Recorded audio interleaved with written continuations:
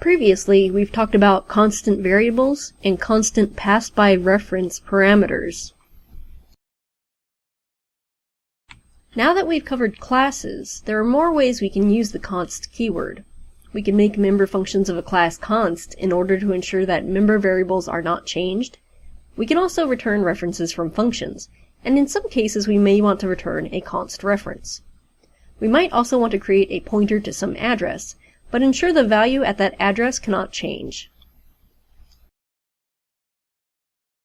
When declaring a member function within a class, if we do not want any member variables to change, we can define the function as const by adding the const keyword to the end of the signature. It is good programming practice to utilize the const keyword anytime you're writing a function where class members should not be changed, such as for a getter or for just displaying information.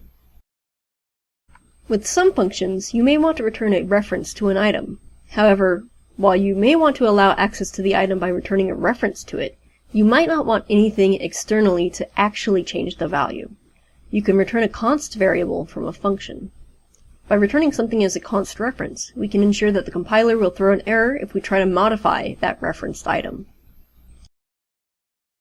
With pointers, if we declare a pointer with the const keyword before the data type, then we can still change what our pointer is pointing to, but we cannot change the data it is pointing at. If we declare a pointer with the const keyword after the data type, we are saying that we cannot change the address that the pointer is pointing to. Also, the pointer must be assigned at declaration. So utilizing const is a good way to enforce design decisions, and you have the compiler itself police these decisions. If something is written that violates your design, the program will not compile. So remember that some ways to utilize const are through constant variables, passed by const reference parameters, returning a constant reference, to ensure that data that a pointer is pointing at cannot be changed, and to ensure that a pointer itself cannot change what it is pointing towards.